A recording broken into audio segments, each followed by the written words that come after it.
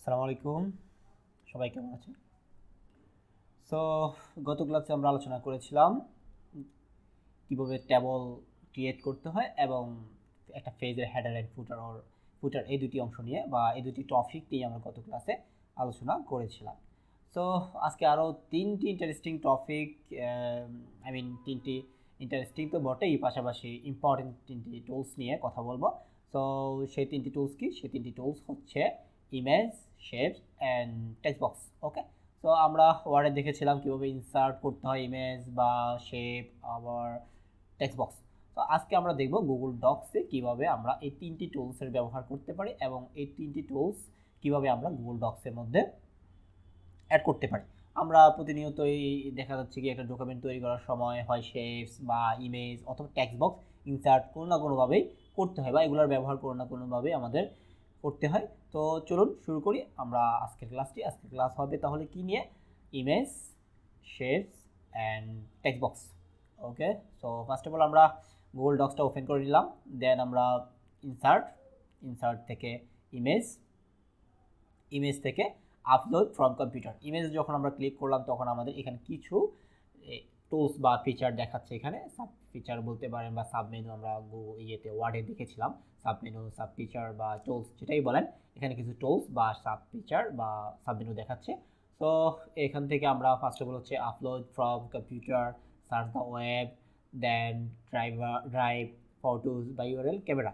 তো অনেকগুলো ডিফল্ট এখানে দেওয়াই আছে। তো আমরা এগুলো থেকে যে কোনো একটা ইউজ করতে পারি। ফার্স্ট অফ অল হচ্ছে আপলোড ফ্রম কম্পিউটার, অর্থাৎ কম্পিউটার থেকে আপলোড করার জন্য, অর্থাৎ আমরা কোনো ইমেজ যদি কম্পিউটার থেকে আপলোড করতে চাই সেক্ষেত্রে আমরা আপলোড ফ্রম কম্পিউটার এই অপশনটা ইউজ করতে পারি। দেন আমরা যদি ইউজ করতে চাই যে ড্রাইভ থেকে, গুগল ড্রাইভ থেকে ইউজ করতে চাই সেক্ষেত্রে আমরা গুগল ড্রাইভ থেকে ইউজ করতে পারি। দেন আমরা যদি কোনো ওয়েব থেকে যদি নিতে চাই সেক্ষেত্রে ওয়েবসাইট থেকে নিতে পারি, ফটোস থেকে গুগল ফটোস থেকে নিতে পারি, ইউআরএল নিতে পারি, অর্থাৎ কোনো একটা ইউআরএল দিয়ে দিলাম, ওই ইউআরএল অনুযায়ী আমরা ইমেজটাকে নিতে পারি।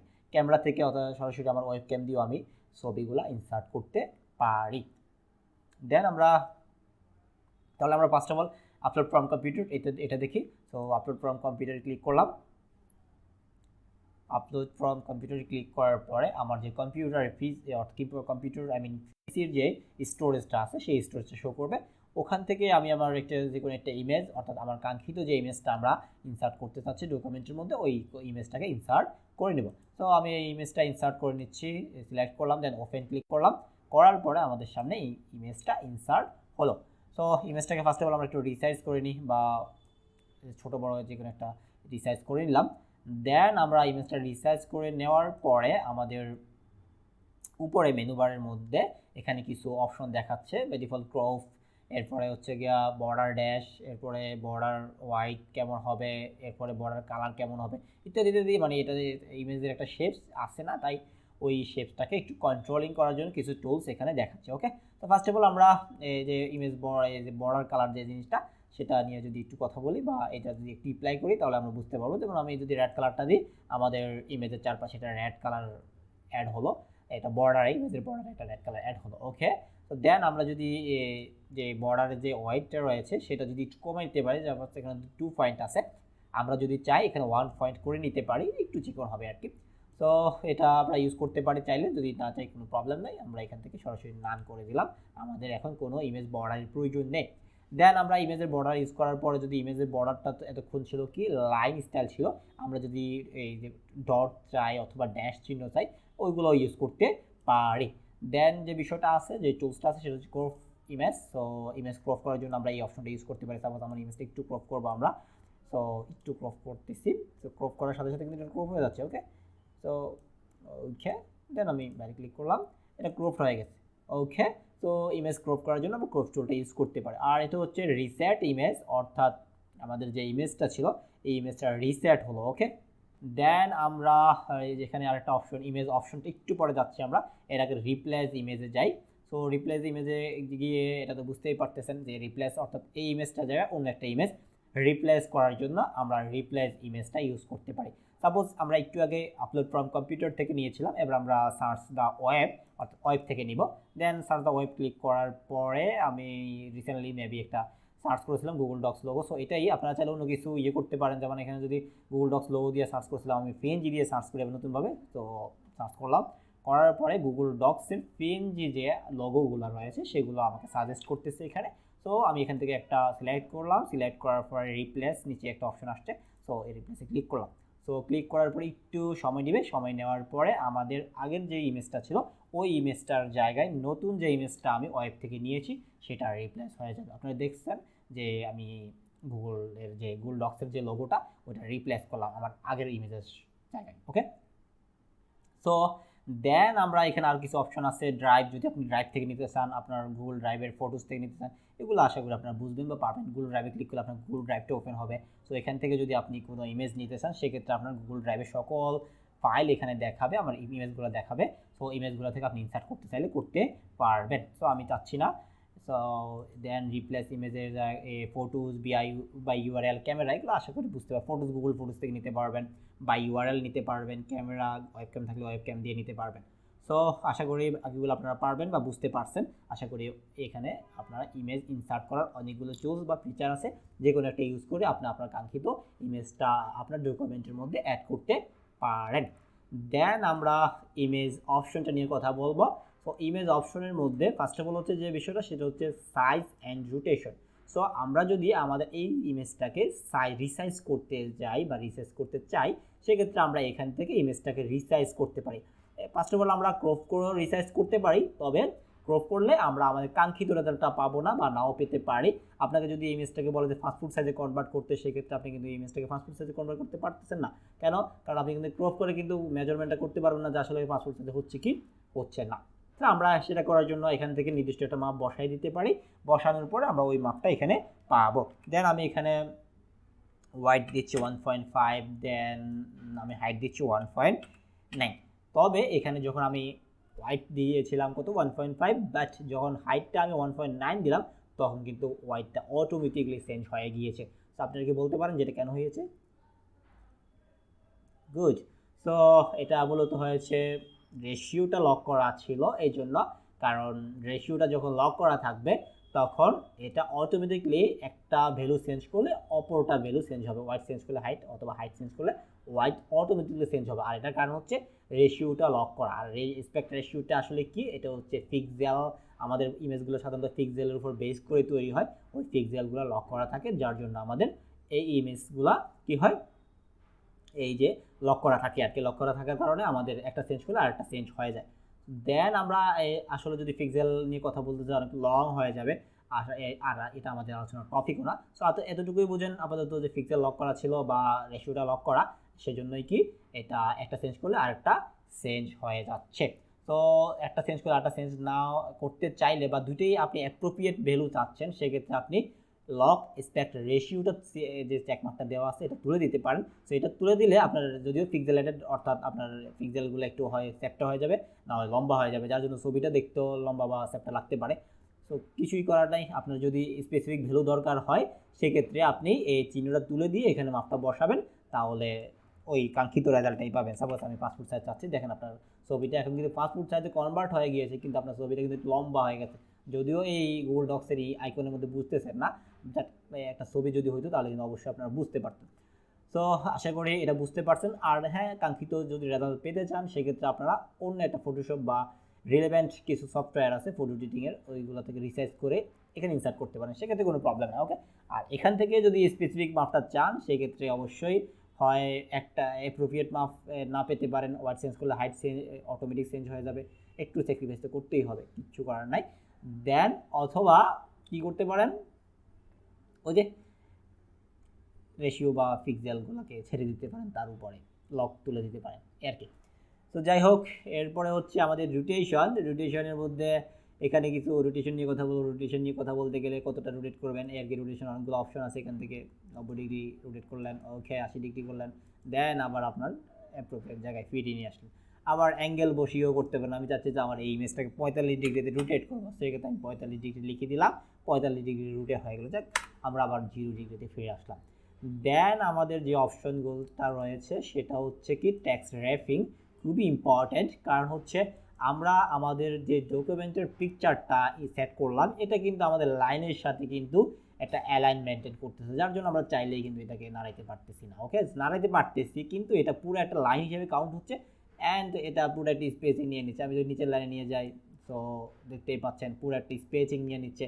সে ভাবতেছে যে কি এই লাইনের এই অবজেক্টটা বা এটা এত বড়, বাকিগুলো ছোট। সো এটা কেন? কারণ হচ্ছে অ্যালাইন মেনটেন করতেছে সেই জন্য। সো আমরা এই থেকে পরিত্রাণের উপায় হচ্ছে কি, এটাকে র্যাপ করে দিতে হবে, অর্থাৎ আমাদের অ্যালাইনমেন্টটাকে একটু ব্রেক করে দিতে হবে। ব্রেক করার জন্য র্যাপ টেক্সটটা ইউজ করতে পারি। সো র্যাপ টেক্সট ইউজ করলে দেখতেই পাচ্ছেন খুব সহজে আমরা এটাকে ড্রা করতে পারতেছি, কোনো প্রবলেম হচ্ছে না। সেক্ষেত্রে আপনি যে কোনো জায়গায় অ্যাপ্রোপ্রিয়েটভাবে বসাতে পারতেছেন। সো আরেকটা কাজ করতে পারি, সেটা হচ্ছে কি, এখান থেকে ব্রেক টেক্সট যেই টেক্সটটা সেটা ইউজ করতে পারি। সেটা করলে কি হবে দেখেন, ব্রেক টেক্সটে ক্লিক করলাম, তো ব্রেক টেক্সটে ক্লিক করার পর উপরেও লেখা নিচেও লেখা। আর এটার পারফেক্ট একটা এক্সাম্পল, অথবা আপনারা এটা বুঝছেন কি না বলেন তো, একটু বলি। সো সেটা কিসের সাথে কম্পেয়ার করা যায়? আমরা ওয়ার্ডে দেখেছিলাম টপ অ্যান্ড বটম, তাই না? সো টপ অ্যান্ড বটম, অর্থাৎ আপনি যখন ব্রেক টেক্সটে ক্লিক করবেন, দেন টপ অ্যান্ড বটমে লেখাগুলো থাকবে, আপনার ইমেজটা মিডলে সেট হবে। ওকে, সো ব্রেক টেক্সট ধরে নেন আপনার ওয়ার্ডের top and bottom. So behind text করতে পারেন। এখান থেকে বিহাইন্ড টেক্সটের কাজ কি, টেক্সটের পিছনে নিয়ে যাবে ইমেজটাকে, ইন ফ্রন্ট অফ টেক্সট, টেক্সটের সামনে নিয়ে আসবে। সো আপনার যেটা প্রয়োজন আপনি ওইটা ইউজ করতেই পারেন। আপাতত আমি র্যাপ টেক্সট ইউজ করতেছি। দেন আমি এটাকে আমার সাইজ অনুযায়ী সেট করে নিলাম, একটু ছোটো করে নিচ্ছি, কারণ ছোটো করে নেওয়ার কারণ হচ্ছে এটা কিছু বিষয় বুঝাবো সেই জন্য। সেটা হচ্ছে কি যে দেখেন, আপনার এই পাশে একটু নির্দিষ্ট একটা অ্যালাইন মেনটেন করতেছে, এই পাশে একটা অ্যালাইন মেনটেন করতেছে, এবং ইমেজটা একটু ধরে কিন্তু অ্যালাইন বা মার্জিন মেনটেন করার কারণে কিন্তু একটু দূর থেকে শুরু হয়েছে টেক্সটগুলো, তাই না? তো এই মার্জিনগুলো আপনি আপনারা চাইলে এখান থেকে ইউজ করতে পারেন। এই যে এখান থেকে যদি আপনি এটাকে 0 করে দেন, দেখবেন আপনার লেখাগুলো একদম আরও বেজে গিয়েছে। ওকে, দেন এটা উপরে লাইনটা সেট করে নিয়েছে এবং খুব কাছাকাছি চলে আসছে। টপে দিলেন তো ওই জন্য টপে খুব কাছে চলে আসছে, জন্য আরেকটা লাইন বেশি আটাতে পারতেছে। ওকে, তো দেন আমরা এটা যে ডিফল্ট সেটিং সেটাই করে দিচ্ছি আপাতত। দেন বা আপনি লেফটে যদি চান লেফটেও করতে পারেন, লেফটের টেক্সটগুলো একটু সরে আসবে। দেন যদি আপনি রাইটে করতে চান সেক্ষেত্রে আপনি রাইটেও করতে পারেন। দেখেন আপনার লেখাগুলো একদম ইমেজের কাছাকাছি চলে আসছে। তো আমরা আপাতত এটা রিকমেন্ডেড না, এটা যেটা ছিল ওইটাই করে দিচ্ছি আমরা আপাতত 0.13, দেন লেফটেও 0.13, দেন উপরেও 0.13। ওকে ওকে, ডিফল্ট সেটিংয়ে রাখলাম। দেন আমরা গেলাম কি,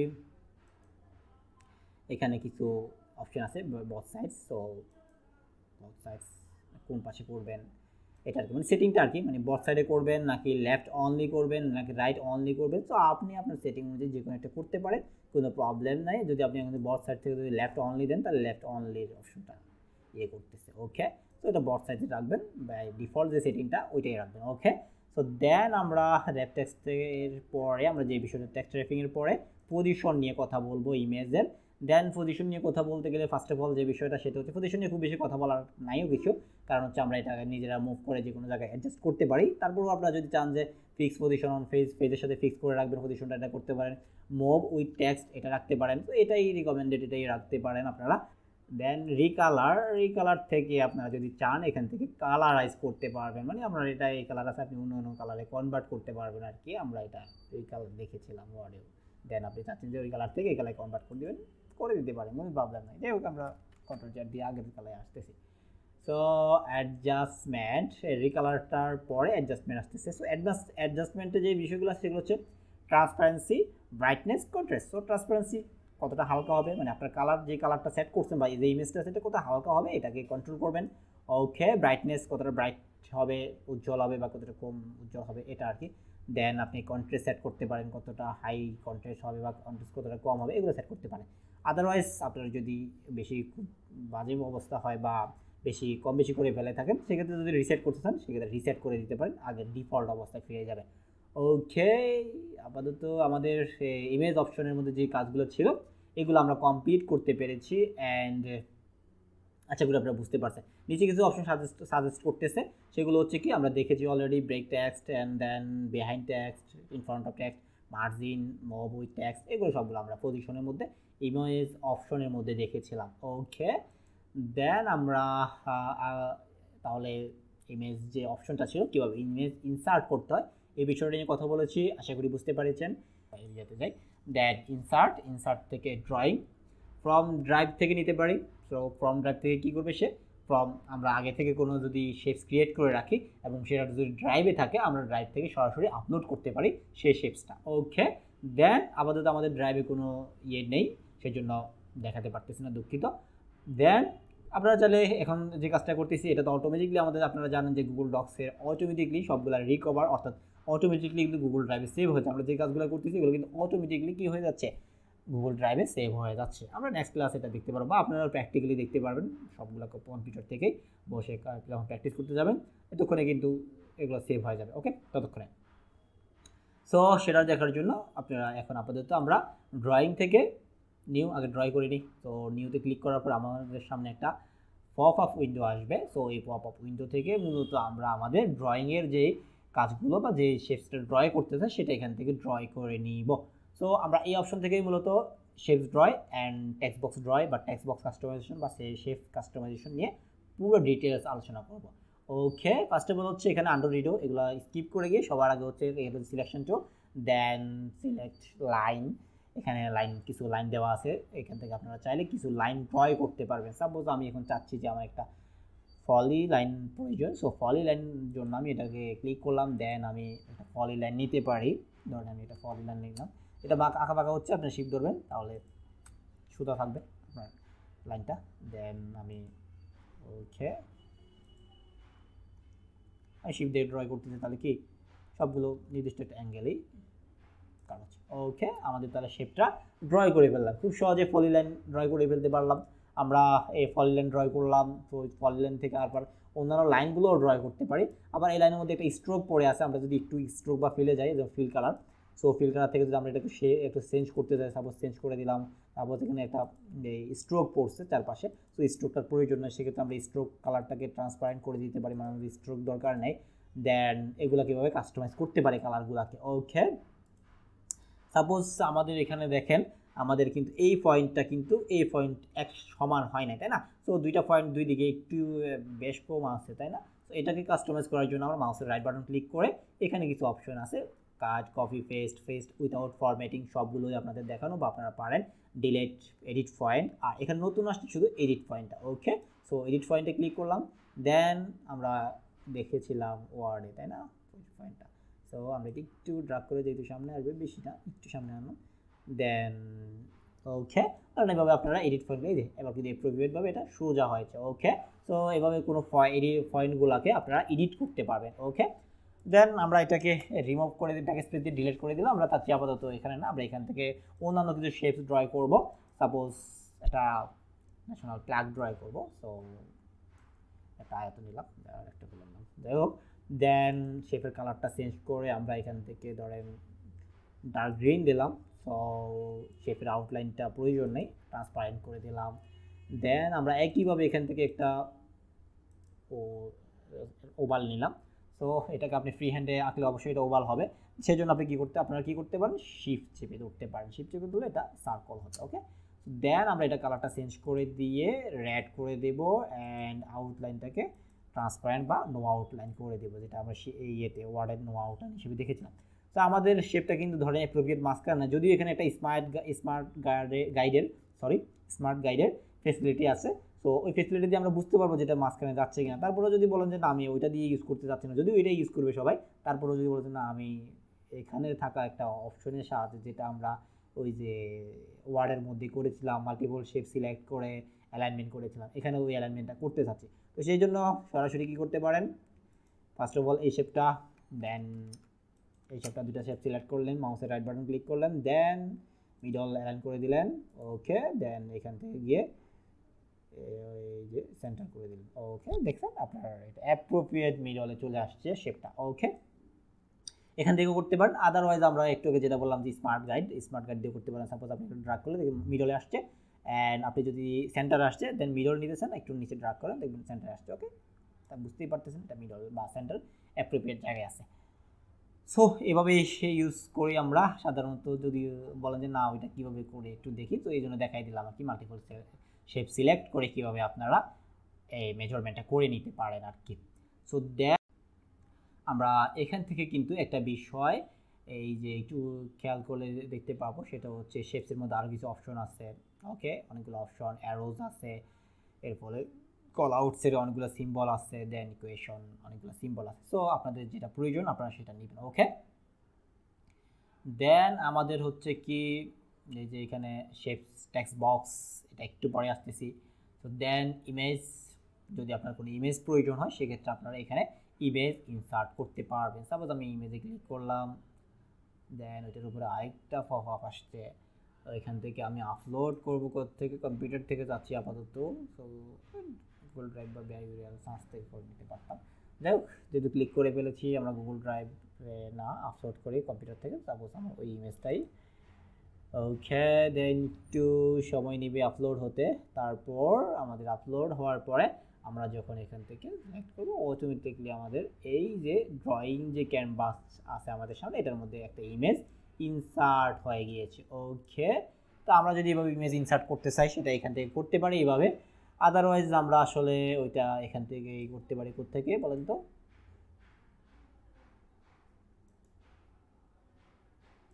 কোত্থেকে? হ্যাঁ, তো আমরা এটা ওখান থেকে করতে পারি। আমরা যে ইমেজের এতক্ষণ যেটা দেখলাম আর কি সেটিংটা তো এরকমই, তাই না?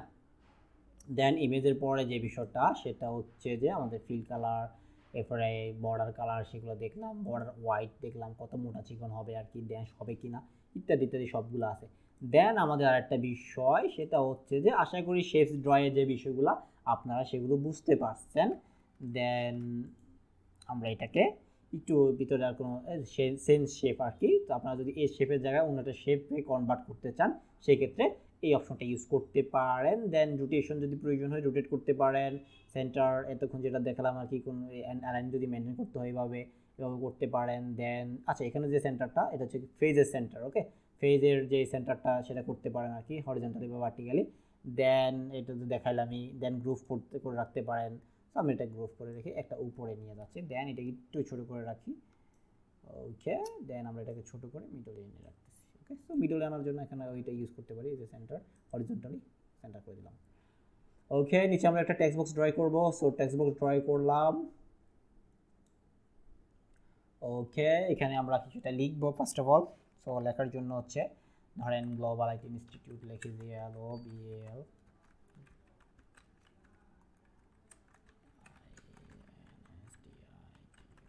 Global IT institute.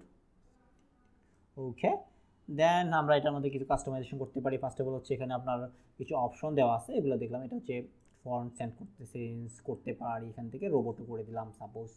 দেন আমরা এখান থেকে ফন্ট সাইজটা প্লাস মানে বড় করবে, মাইনাস মানে ছোটো করবে, অথবা এখানে মাপটা দিয়ে দিতে পারি। সাপোজ আমরা 14 দিলাম। ওকে, তো দেন আমাদের হচ্ছে এখানে আরও কিছু অপশন আছে। এখানে ক্লিক করলে মোড়ে ক্লিক করলে আরও অপশন আছে, বোল্ড করতে পারি, ইটালিক, আন্ডারলাইন, আশা করি বুঝতে পারছেন। টেক্সট কালার দিতে পারি, এরপরে হাইলাইট কালার দিতে পারি অর্থাৎ টেক্সটের পিছনে কালারটা। দেন আমরা অ্যালাইন করতে পারি, সাপোজ আমার যেটা সেন্টার দরকার সেন্টার করে দিলাম। এরপরে সেন্টারের পরে মিডল দরকার, অ্যালাইনমেন্টে মিডল দরকার, সো মিডল করে দিলাম। ওকে, এটা টেক্সট বক্সটা যদি বড় হতো তাহলে মিডল বুঝতে যেত আর কি খুব সহজে। ওকে, এই যে দেখছেন মিডলে আছে। সো দেন আমরা যদি দেখি এটা হচ্ছে লাইন স্পেসিং সিঙ্গেল আছে, আপনারা চাইলে 1.15 বা 1 যেটাই করেন লাইন স্পেসিং করে এখানে কন্ট্রোল করতে পারবেন। দেন যদি বুলেট চিহ্ন ইউজ করতে হয় সেক্ষেত্রে করতে পারেন। এগুলো আমরা ফার্স্ট ক্লাসেই দেখেছিলাম, bullets, numbering, increase intention, decrease intention, এগুলো কিন্তু আমরা প্রথমেই দেখেছি। সো ইন্টেনশন এগুলো নিয়ে আলোচনা করার আর কিছু নেই, এগুলো আমরা প্রথমেই দেখেছি, আপনারা এগুলো ব্যবহারও করেছেন। সো সো এরপর হচ্ছে আমাদের ক্লিয়ার ফরম্যাটিং। সাপোজ আমি এটার মধ্যে একটা ফরম্যাট অ্যাপ্লাই করলাম, যদিও অলরেডি করেছি, আরও কিছু করি। যেমন এটার মধ্যে একটা কালার দিই, সাপোজ আমি এই কালারটা ইউজ করলাম। দেন হাইলাইটেড কালার দিলাম একটু গ্রে। দেন আমি যদি এটাকে বাইরে ক্লিক করে দেখেন আমার এরকম একটা কালার আসছে। সো খুবই বাজে, দেখতে ভালো লাগতেছে না। যাই হোক, ক্লিয়ার ফরম্যাটিং ক্লিক করার সাথে সাথে আমাদের আগের ডিফল্ট অবস্থায় এরিয়াল ছিল না, এরিয়াল ছিল, আমি রোবটও করছিলাম, বোল্ড করছিলাম, কালার দিয়েছিলাম। ওকে, সব ফরম্যাট ক্লিয়ার করে দিয়ে ডিফল্ট অবস্থায় ফিরে এসেছে।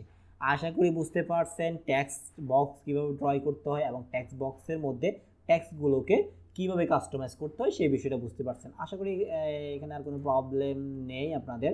এখানে যে অপশনগুলো আছে এগুলা টেক্সট ফিটিং হচ্ছে কি এখান থেকে টেক্সটটাকে ফিটিং করে দেওয়া, মানে টেক্সটটা কতটুকু যদি বেশি ইয়ে থাকে মানে ছড়ানো ছিটানো থাকে তাহলে এটা ফিট করে দিবে। আরেকটা হচ্ছে কি এখানে একটা অপশন আছে, তো এটা কি আসলে কি করে দেখি তো একটু। তো আচ্ছা, এটা আসলে ডু নট অটো ফিট দেওয়া রাখলে কি হয়, আমি ধরেন এখানে কিছু ডকুমেন্ট লিখি, সাপোজ নিচে কিছু একটা লিখলাম আর কি, ওকে ধরেন কিছু একটা লিখলাম, কিছু প্যারাগ্রাফ বা নিচে নিচে কিছু টেক্সট লিখলাম। সো আমাদের টেক্সট বক্সটা কিন্তু এত বড়, কিন্তু টেক্সট বক্সের বাইরেও লেখাটা চলে গেছে। ওকে, আমি যখন এই যে ডু নট অটো ফিট থেকে স্ট্রিং টেক্সট টু ওভারফ্লো করে দিব, sorry string text on overflow করে দিব, তাহলে কী হয় দেখেন। ওকে, এই যে এই বক্সের মধ্যে লেখাগুলো আটানোর জন্য বা এই বক্সের মধ্যে লেখাগুলোকে নিয়ে আসার জন্য যত ছোট করা দরকার অটোমেটিকলি সেটা ছোট হয়ে এই বক্সের মধ্যেই কনভার্ট হয়ে যাবে টেক্সটগুলো। ওকে, দেন যে বিষয়টা সেটা হচ্ছে যে এটা টেক্সট শেপটাকে, অর্থাৎ আমাদের যে টেক্সট বক্সের শেপটা আছে ওই শেপটাকে কি কোনো কিছু করে নাই বা কোনো কাস্টমাইজেশন না করেই টেক্সটগুলোকে কাস্টমাইজ করে অটোমেটিকলি কোথায় নিয়ে আসছে, টেক্সট বক্সটার ভিতরে নিয়ে আসছে। টেক্সটের উপরে কাস্টমাইজেশন ছিল। আর নিচেরটা কী করবে, resize shape fit text, resize shape to fit text. তো বুঝতে পারছেন আশা করি এটা কী করবে, এটা যদি ভিতরে নিয়ে আসে শেপটা, এই যে শেপের ভিতরে টেক্সটগুলোকে নিয়ে আসে, আর এটা কী করবে, এটাকে টেক্সটগুলোকে টেক্সটের যে যতটুকুর মধ্যে টেক্সট আছে ততটুকুর মধ্যে শেপটাকে কনভার্ট করে দেবে, এটা না।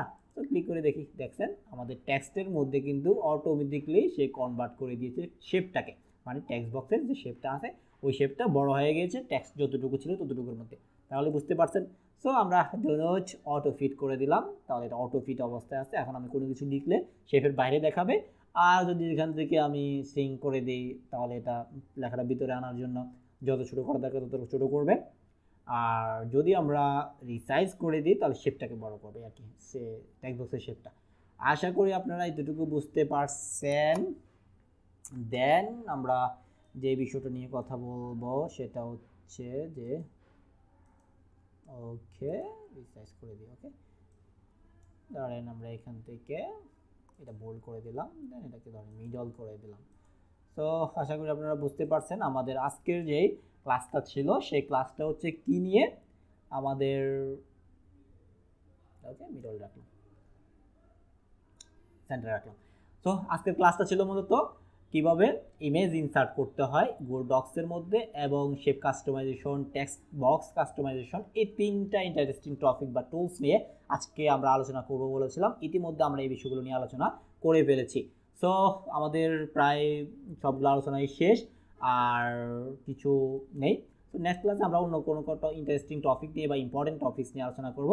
আর হচ্ছে হ্যাঁ, একটা বিষয় এটা আমরা দেখাবো, একটু পরের জন্য রেখে দিচ্ছি। এটা হচ্ছে কি, আপনারা যখন তখন ড্রয়টাই করলেন, এটা আবার যদি চান কি, এটা তো লাগবেই অবশ্যই আপনার গুগল ডক্সের মানে পেজটার মধ্যে রাখার জন্যই তো এগুলো এতক্ষণ ধরে ড্রয় করছেন, তাই না? তো এটা করার জন্য সেভ অ্যান্ড ক্লোজ করবেন, তাহলে আমাদের এই যে ওই ইন্টারফেসটার মধ্যে যে কাজগুলো করেছিলাম সেই কাজগুলো আমাদের পেজের মধ্যে ইনসার্ট হয়ে যাবে। সো সেভ অ্যান্ড ক্লোজে ক্লিক করলাম। সো সেভ অ্যান্ড ক্লোজে ক্লিক করার পরে আমাদের যেই কাজগুলো ড্রয়িংগুলো আমরা করেছিলাম সেই ড্রয়িংগুলো বা যে কাস্টমাইজেশনগুলো আমরা এতক্ষণ ধরে ড্রয়িং অপশনের মধ্যে করেছিলাম, শেপস এবং টেক্সট বক্স বা আদার যে ফরম্যাটগুলো নিয়ে করেছিলাম, এগুলো আমাদের এখানে কিন্তু পেস্ট হয়ে যাবে। ওকে, দেখছেন আমাদের এখানে কিন্তু অলরেডি এগুলো পেস্ট হয়ে গিয়েছে। তো আশা করি বুঝতে পারছেন কিভাবে আপনারা শেপ কাস্টমাইজেশন করবেন এবং টেক্সট বক্স কাস্টমাইজেশন করবেন, এগুলো আশা করি বুঝতে পারছেন। তাহলে আমাদের আজকে ক্লাসের টপিক ছিল কিভাবে শেপ ড্রয় করা যায়, কীভাবে টেক্সট বক্স ড্রয় করা যায়, এবং কীভাবে একটা ডকুমেন্টের মধ্যে ইমেজ ইনসার্ট করা যায়, সেই বিষয়গুলো নিয়ে আলোচনা করব বলছিলাম, বা এই বিষয়গুলো দেখাবো বলছিলাম। তো সবগুলো টপিক নিয়ে আমরা আলোচনা করে ফেলেছি ইতিমধ্যে। তো আশা করি সবগুলো বুঝতে পারছেন আপনারা।